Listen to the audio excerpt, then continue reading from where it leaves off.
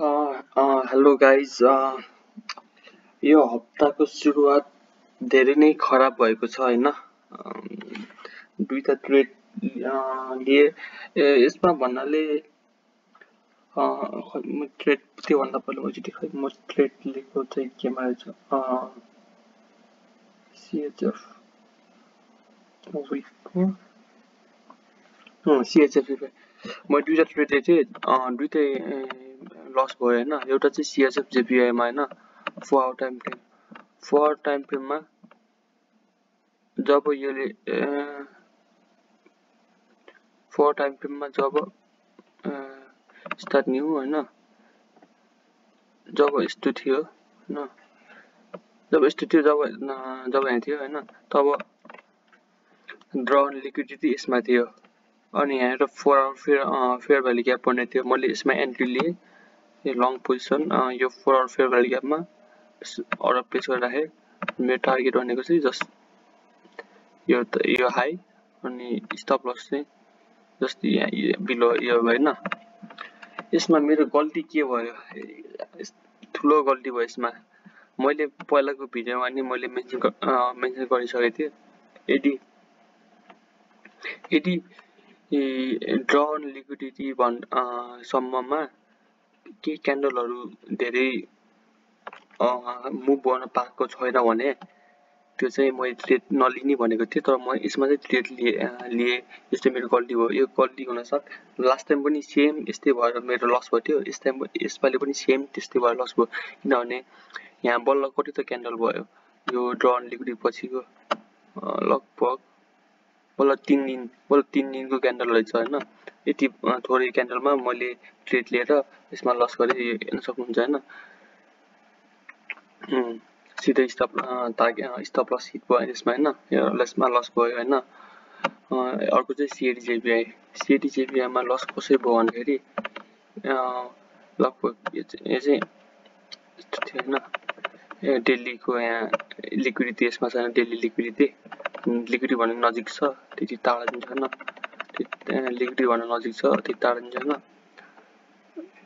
अनि त्यसपछि अनि मैले हेरेँ 4 आवर टाइम फ्रेममा गएँ।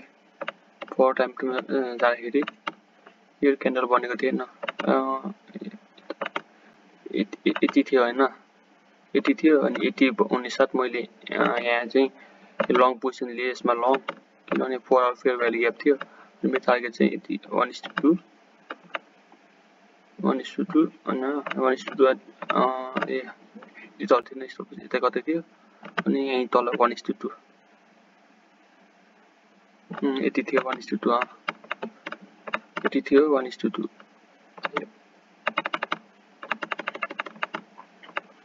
ट्रेड लिएको साथमै अनि स्टप लस हिट, यतिमै स्टप लस हिट भयो। ल यतिमै स्टप लस हिट भयो। यसमा चाहिँ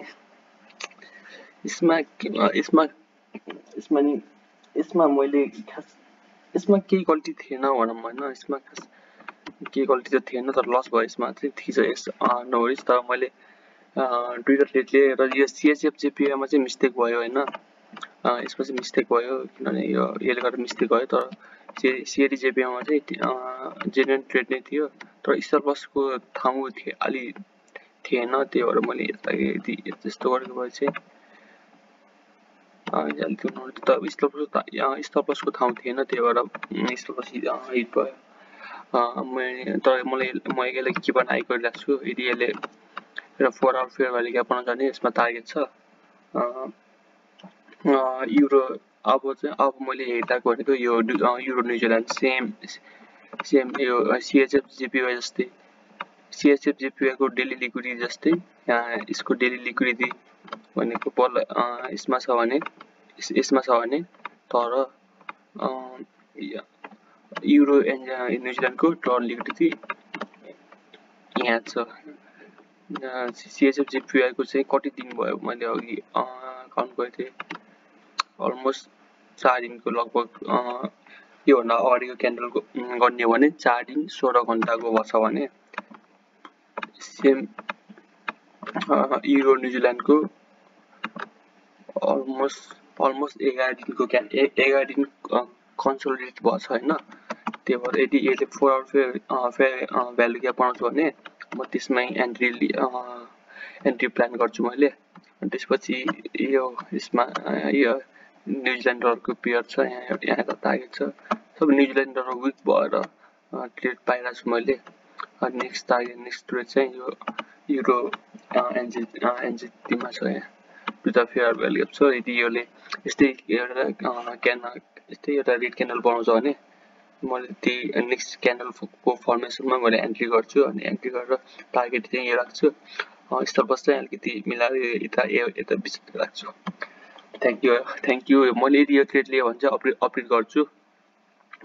जसरी मैले यदि नगरे पनि मैले विकेन्डमा अपडेट गरिहाल्छु के अरे तबसम्म थ्याङ्क यू